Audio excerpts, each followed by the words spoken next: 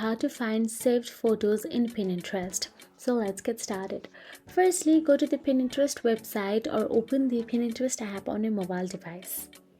If you are not already logged in, then enter your credentials, username and password to access your account. Once logged in, you can see your homepage option available here.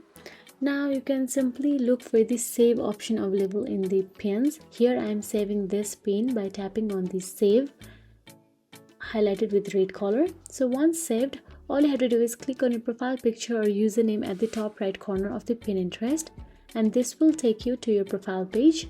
From there, tap on the save tab, and this is where all your saved pins are stored.